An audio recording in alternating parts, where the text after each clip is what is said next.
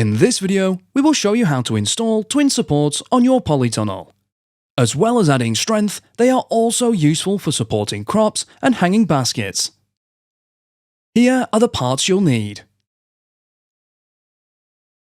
Twin supports are assembled and fit in the same way as the central ridge. Twin supports are fitted onto the hoop at each end of the central ridge. You can choose to fit them at whichever level suits you best.